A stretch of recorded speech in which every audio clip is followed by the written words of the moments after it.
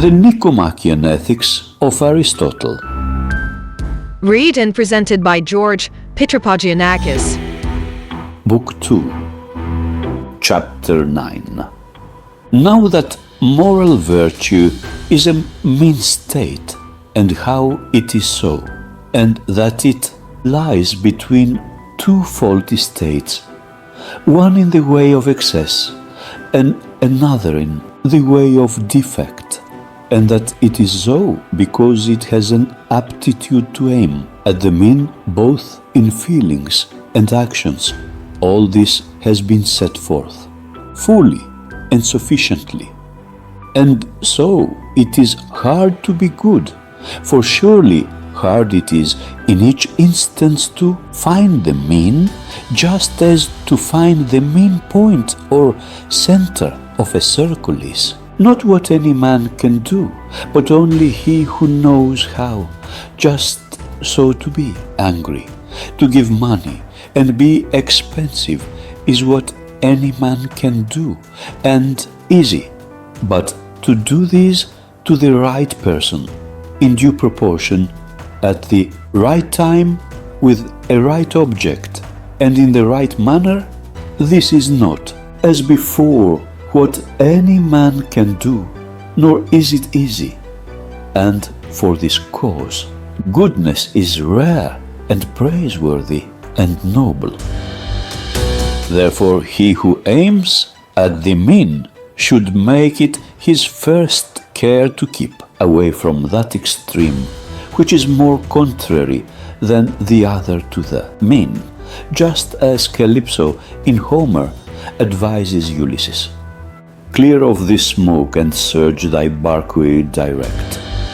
Because of the two extremes, the one is always more, and the other less erroneous.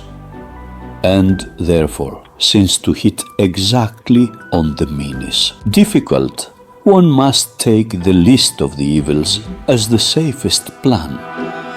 And this a man will be doing if he follows this method.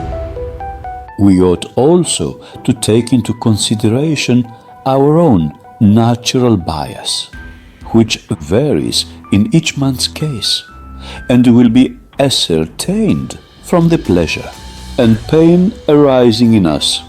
Furthermore, we should force ourselves off in the contrary direction, because we shall find ourselves in the mean, after we have removed ourselves far from the wrong side, exactly as men do in straightening bent timber. But in all cases we must guard most carefully against what is pleasant and pleasure itself, because we are not impartial judges of it.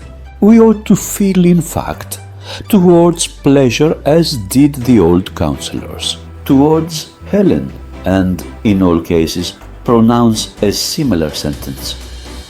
For so by sending it away from us, we shall err the less. Well, to speak very briefly, these are the precautions by adopting, which we shall be best able to attain the mean.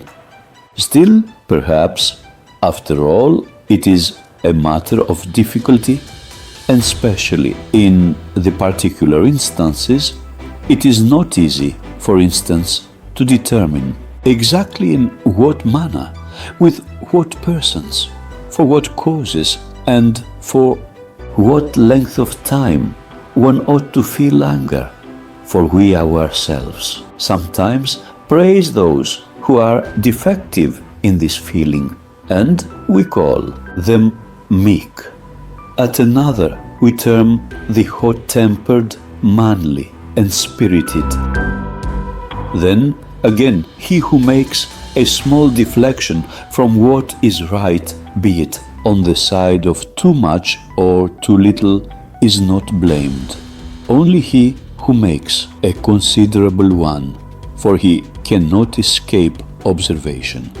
But to what point or degree a man must err in order to incur blame, it is not easy to determine exactly in words, nor in fact any of those points which are matter of perception by the moral sense. Such questions are matters of detail, and the decision of them rests with the moral sense. At all events, thus much is plain, that the mean state is in all things praiseworthy, and that practically we must deflect sometimes towards excess, sometimes towards defect, because this will be the easiest method of hitting on the mean, that is, on what is right. The Nicomachean Ethics of Aristotle. End of Book 2.